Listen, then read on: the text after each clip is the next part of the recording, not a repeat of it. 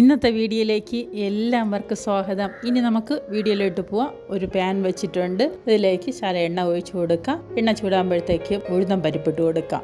ഉഴുന്നും പരിപ്പ് ഒന്ന് ചുവന്ന് വന്നതിന് ശേഷം നമുക്കിതിലേക്ക് വെള്ളം ഒഴിച്ചു കൊടുക്കാം. ഒരു കപ്പ് വെള്ളം ഒഴിച്ചു കൊടുക്കണം. വെള്ളം ഒഴിച്ചു കൊടുത്ത് എല്ലാം ഒന്ന് മിക്സ് ചെയ്തെടുക്കണം. അതിനുശേഷം ഇതിലേക്ക് ജീരകവും എള്ളും കൂടി ഇട്ട് കൊടുക്കാം. എനിക്കിതിലേക്ക് ആവശ്യത്തിനുള്ള ഉപ്പ് ഇട്ട് കൊടുക്കാം. ഉപ്പ് ഇട്ട് കൊടുത്തതിന് ശേഷം ഒരു പിഞ്ച് അളവിന് സോഡാക്കാരം കൂടി ഇട്ട് കൊടുക്കണം. അതും കൂടി ഇട്ട് കൊടുത്തതിന് ശേഷം നമുക്കിതിലേക്ക് തേങ്ങ ഇട്ട് കൊടുക്കാം. തേങ്ങ ഓപ്ഷനിലാണ്, നിങ്ങൾക്ക് വേണമെന്നുണ്ടെങ്കിൽ ഇട്ട് കൊടുത്താൽ മതി. ചെറുതരിഞ്ഞ് വെച്ചിട്ടുള്ള കറിവേപ്പിലയും കൂടി ഇട്ട് കൊടുക്കുക.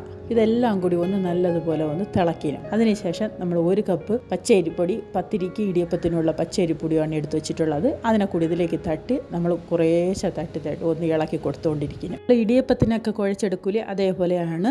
ഇത്രയാവുമ്പോഴത്തേക്ക് നമുക്കിതിനെ ഒന്ന് അടച്ചു വയ്ക്കാം. അതിനുശേഷം വേറൊരു പാത്രത്തിലോട്ട് മാറ്റിയതിന് ശേഷം നമുക്ക് ചെറു ചൂടോടെ നന്നായിട്ടൊന്ന് കുഴച്ചെടുക്കണം. ചപ്പാത്തിക്കൊക്കെ കുഴച്ചെടുക്കും പോലെ നന്നായിട്ട് കുഴച്ചെടുക്കണം. ഇനി ഇതിനെ നമുക്ക് ഓരോ ഉരുളകളായിട്ട് ഉരുട്ടിയെടുക്കാം. നിങ്ങൾക്ക് ഏത് ഷേപ്പ് വേണമെന്നുണ്ടെങ്കിൽ ഉരുട്ടിയെടുക്കാം. ഇതെല്ലാം ഉരുട്ടിയെടുത്തിട്ടുണ്ട്. നമുക്ക് ഇനി അടുപ്പിൽ ഒരു പാത്രം വെച്ചിട്ടുണ്ട്. അല്ലെങ്കിൽ കുറച്ച് വെള്ളം ഒഴിച്ചു കൊടുക്കണം. നിങ്ങൾക്ക് സ്റ്റീമർ ഉണ്ടെങ്കിൽ സ്റ്റീമറിൽ വെച്ച് ആവി കയറ്റിയെടുക്കാം. ഞാൻ ഇഡ്ഡലി കൂട്ടത്തിൻ്റെ തട്ട് വെച്ചാണ് ആവി കയറ്റിയെടുക്കുന്നത്. ഇതൊരു 10 മിനിറ്റ് ഇങ്ങനെ അടച്ചു വയ്ക്കുക. അതിനുശേഷം നമുക്ക് നോക്കാം.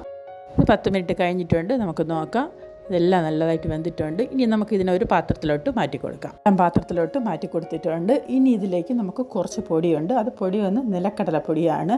ഇത് ഞാൻ അതിൽ കായ്ച്ചിട്ടില്ല, അല്ലെങ്കിൽ ഒരുപാട് വീഡിയോയിൽ എന്തായി പോകും. അതുകൊണ്ടാണ് ഈ നിലക്കടല പൊടിയെ ഇട്ട് കൊടുത്ത് എല്ലാം കൂടി ഒന്ന് നമുക്ക് കുലുക്കി മിക്സ് ചെയ്ത് എടുക്കാം. നല്ല ഒരു കൊഴുക്കട്ടയാണ്.